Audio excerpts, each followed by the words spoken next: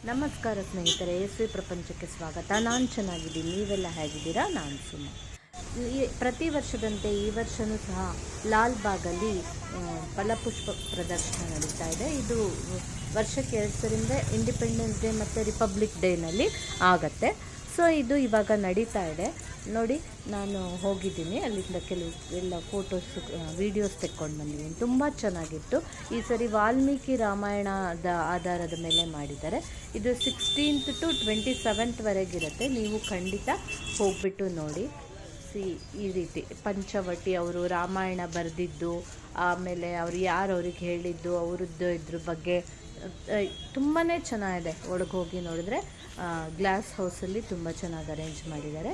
So first ನಾವು ಹೀಗೆ ಒಳಗೆ ಎಂಟರ್ ಆದ್ವಿ ಲಾಲ್ಬಾಗ್ ಒಳಗೆ. ಅಲ್ಲಿ ಟಿಕೆಟ್ ತಗೊಳ್ಬೇಕಾಗಿತ್ತು.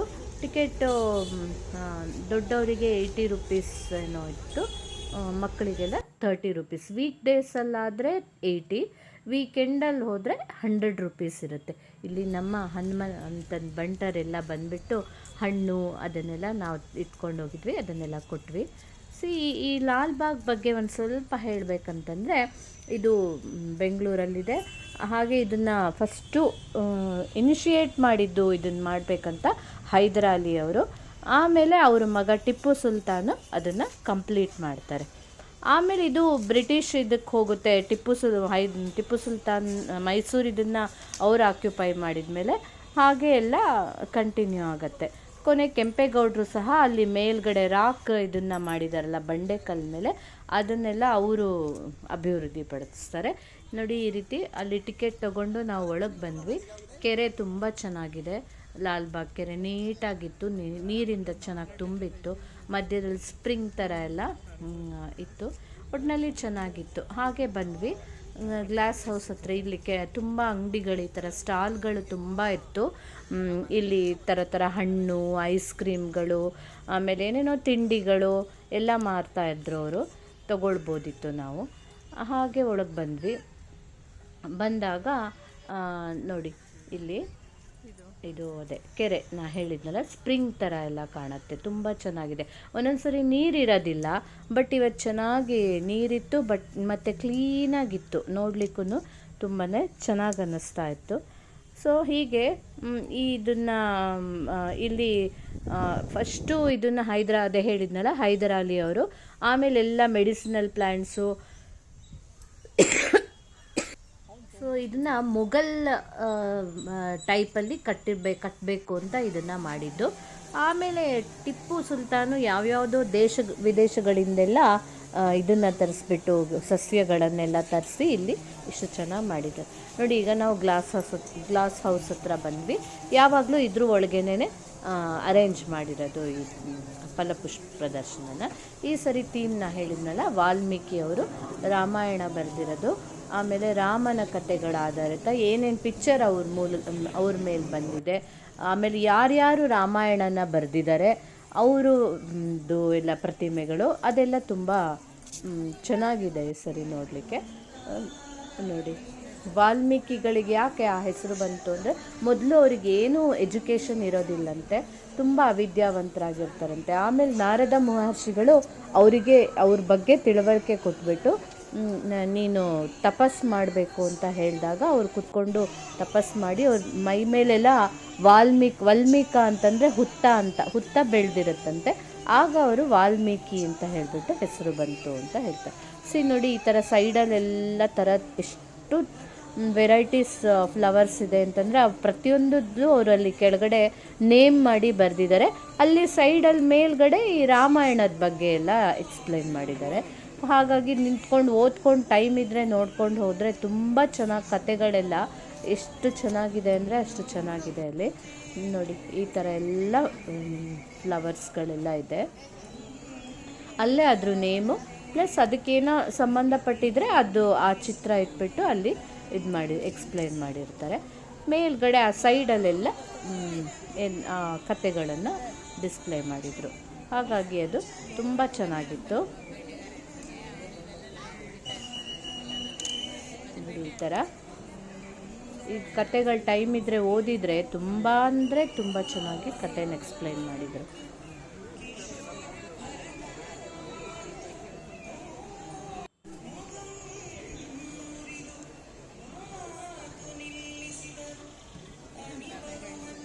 ಈ ಗ್ಲಾಸ್ ಹೌಸ್ ಇದೆಯಲ್ಲ, ಈ ಗ್ಲಾಸ್ ಹೌಸು ಅಷ್ಟೇ ಲಂಡನ್ನಿನ ಕ್ರಿಸ್ಟಲ್ ಪ್ಯಾಲೇಸ್ ಮಾದರಿನಲ್ಲಿ ನವಂಬರ್ 30, 1898 ಆಗಿನ ಪ್ರಿನ್ಸ್ ಆಲ್ಬರ್ಟ್ ವಿಕ್ಟರ್ ಅನ್ನೋರು ಇದಕ್ಕೆ ಇದು ಮಾಡಿದ್ದಂತೆ. ಆಮೇಲೆ ಅವ್ರನ್ನ ಜೇಮ್ಸ್ ಕ್ಯಾಮರೋನ್ ಅನ್ನೋರು ಅದನ್ನು ಕಂಪ್ಲೀಟ್ ಮಾಡಿದರು ಅನ್ನೋದು ಹಿಸ್ಟ್ರಿಯಲ್ಲಿ ಇದೆ. ಒಟ್ಟು 188 ಎಕರೆನಲ್ಲಿ ಲಾಲ್ಬಾಗ್ ಇದೆ. ಇಲ್ಲಿ ನಮ್ಮ ರಾಮ ಇದ್ದಲ್ಲಿ ಹನುಮ ಇರಲೇಬೇಕು.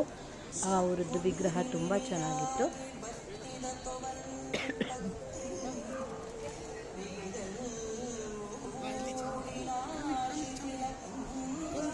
ಕಣ್ಮುಚ್ಕೊಂಡು ಧ್ಯಾನಾಸಕ್ತರಾಗಿರುವ ಹನುಮಂತ, ಶ್ರೀರಾಮ ಭಕ್ತ ಹನುಮಂತ. ಈ ಕಡೆ ಸೈಡಲ್ಲಿ ಎಲ್ಲ ಕವಿಗಳು ಯಾರ್ಯಾರು ರಾಮಾಯಣನ ರಚಿಸಿದರೆ ಅವರದ್ದೆಲ್ಲ ವಿಗ್ರಹಗಳು. ಅಂದರೆ ಈಗ ಕುವೆಂಪು ಆಗಿರ್ಬೋದು, ತುಳಸಿದಾಸರಾಗಿರ್ಬೋದು, ಆಮೇಲೆ ಇವರು ಸುಮಾರು ಜನ ಅವ್ರು ಏನೇನು ಥರ ಯಾವುದ್ಯಾವುದು ಬರೆದಿದ್ದಾರೆ ಅದನ್ನೆಲ್ಲ ಅವ್ರದ್ದು ವಿಗ್ರಹಗಳು ಅಲ್ಲೇ ಅವ್ರ ಬಗ್ಗೆ ಯಾವಾಗ ಬರೆದಿರೋದು ಆ ಥರ ಎಕ್ಸ್ಪ್ಲನೇಷನ್ ಕೊಟ್ಟಿದ್ದಾರೆ. ಅದು ಸಹ ತುಂಬ ಚೆನ್ನಾಗಿದೆ ನೋಡೋಕ್ಕೆ.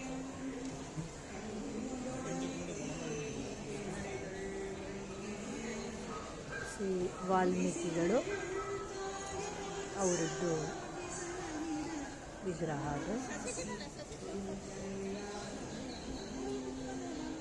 ಅದೇ ನಾನಾಗಲೇ ಹೇಳಿದ್ನಲ್ಲ, ವಾಲ್ಮೀಕ ಅಂತಂದರೆ ಸಂಸ್ಕೃತದಲ್ಲಿ ಹುತ್ತ ಅಂತೆ.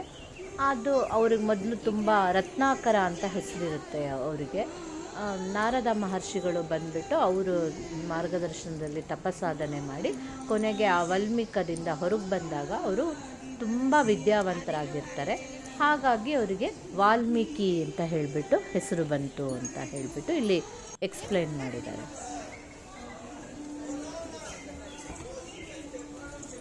ನೋಡಿ, ಇಲ್ಲೊಂದು ರಥದ ಥರ. ಇವತ್ತು ಜನ ಸ್ವಲ್ಪ ಕಡಿಮೆನೇ ಇದ್ದರು, ಯಾಕಂತಂದರೆ ವೀಕೆಂಡ್ ಆದರೆ ಇನ್ನೂ ಇಲ್ಲಿ ಒಳಗೆ ಕಾಲಿಡಕ್ಕೆ ಜಾಗ ಇರಲ್ಲ, ಆ ಥರ ಇರುತ್ತೆ. ಬಟ್ ವೀಕ್ ಡೇ ಆಗಿರೋದ್ರಿಂದ ಇವತ್ತು ಅಷ್ಟೊಂದೇನಿಲ್ಲ, ಬಟ್ ಆದರೂ ತುಂಬ ಜನನೇ ಇದ್ದರು. ಓಕೆ ಆಗಿತ್ತು.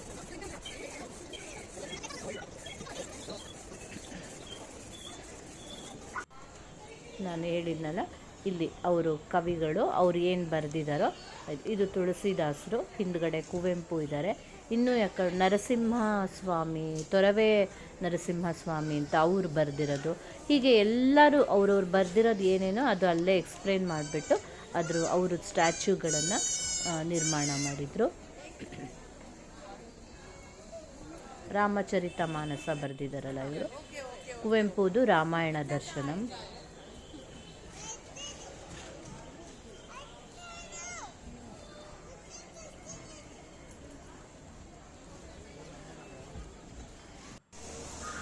ಎಲ್ಲದಕ್ಕಿಂತ ಇಷ್ಟ ಆಗಿದ್ದಂದರೆ ಇದೇನೆ, ಪಂಚವಟಿ ಒಂದು.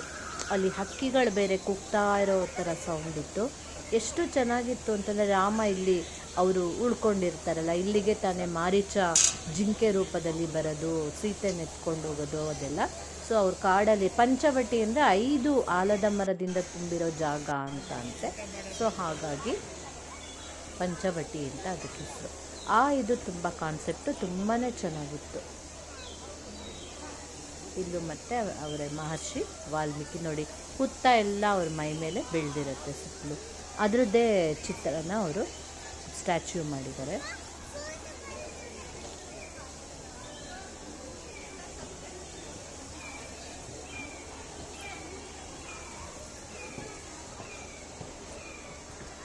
ರಾಮಾಯಣ ಅವರು ಬರೆದಿರೋದು.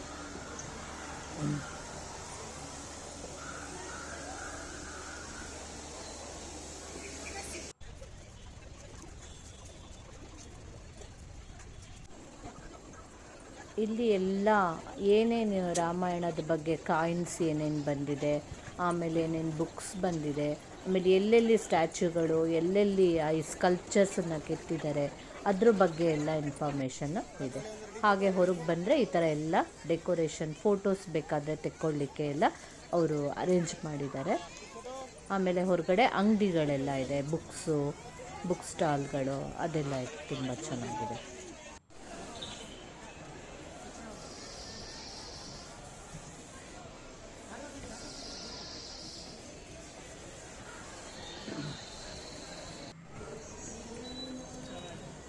ಇಲ್ಲಿ ಜಟಾಯು ಬಗ್ಗೆ ಇದೆ, ಅವರು ಹೇಗೆ ಆವಾಗ ಎಲ್ಲ ವಿಷಯ ತಿಳಿಸಿದ್ದು ರಾಮನಿಗೆ, ರಾವಣ ಎತ್ಕೊಂಡೋಗಿದ್ದ ಬಗ್ಗೆ ಎಲ್ಲ ಅದ್ರ ಕಥೆಗಳನ್ನೆಲ್ಲ ಹೇಳಿ ಇಲ್ಲಿ ಜಟಾಯುನ ಇದು ಮಾಡಿದ್ದಾರೆ. ಒಟ್ಟಿನಲ್ಲಿ ಟೋಟಲಿ ತುಂಬ ಅಂದರೆ ತುಂಬ ಚೆನ್ನಾಗಿದೆ, ನೋಡಲೇಬೇಕಾಗಿರೋಂಥ ಒಂದು ಕಂಟೆಂಟ್ ಇದೆ ಈ ಸರಿ. ಮಕ್ಕಳಿಗೆ ಸಹ ಫುಲ್ ಅದು ನಾವು ಕರ್ಕೊಂಡೋದ್ರೆ ನಮ್ಮ ರಾಮಾಯಣದ ಬಗ್ಗೆ ಹೇಳ್ಬೋದು, ಆ ರೀತಿ ಎಲ್ಲ ಚೆನ್ನಾಗಿದೆ.